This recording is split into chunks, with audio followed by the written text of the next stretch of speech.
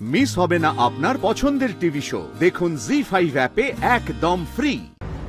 Phone করব, কিছু যদি ভাবে এত রাতে কেন ফোন করলাম সেটা যদি জিজ্ঞেস করে, আমি ফোন করে এটাই জিজ্ঞেস করব, এত রাতে কেন ফোন করেছিল, ফোন করার মানে এটা কি? এইভাবে লোকের ঘুম ভাঙাবে?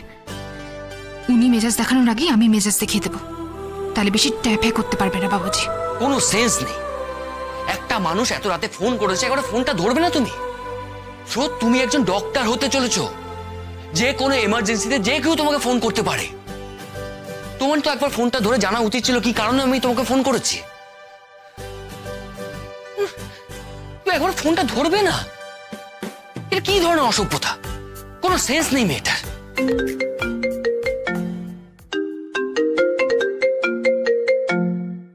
না, স্বীকার করা যাবে না যে কথা বলতে ইচ্ছে করছিল বলে আমি ফোনটা করেছি, নইলে লাইভ পেয়ে যাবে মেয়েটা।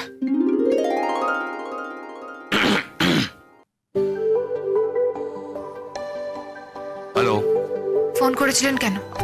হয়তো আমার হাত লেগে কল চলে গেছে। মানে আপনি মাঝরাতে নিজের কন্ট্যাক্ট লিস্ট খুলে খেলাধুলো করছিলেন নাকি, যে আঙুল লেগে ফোন লেগে যাবে?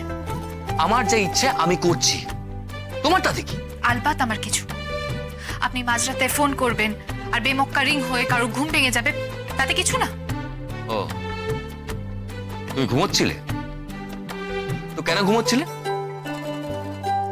রাত 1টার সময় না যে কোনো স্বাভাবিক মানুষই ঘুমোয়, কিন্তু আপনি তো স্বাভাবিক নন, তাই বুঝবেন না।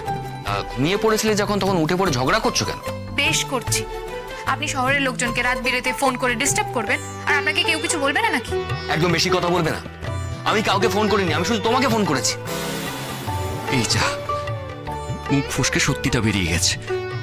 এই তো, তার মানে আপনি আমাকেই ফোন করছিলেন। এই হাত লেগে ফোন হয়ে যাওয়াটা বাজে কথা, তাই তো? এখন প্রশ্ন হলো, আপনি আমায় কেন ফোন করছিলেন?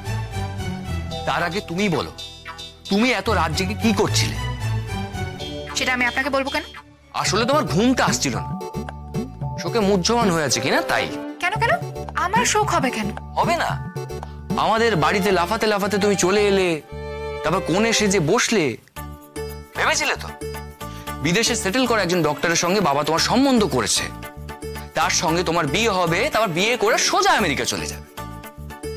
কিন্তু বাবা তো তোমার সব আশায় জল ঢেলে দিল, তাই শোকে কাতর হয়ে তোমার ঘুম আসছে না। এ হে, আপনি একেবারে ভুল চিনেছেন আমাকে।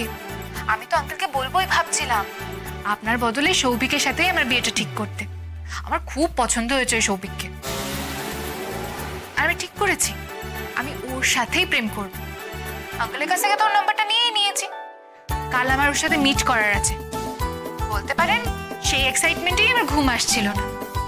এখন আপনাকে বলতে পেরে যে আমার কি ভালো লাগছে, খুব শান্তি হচ্ছে। এবার আমি ঘুমোতে চললাম। Tata, good night.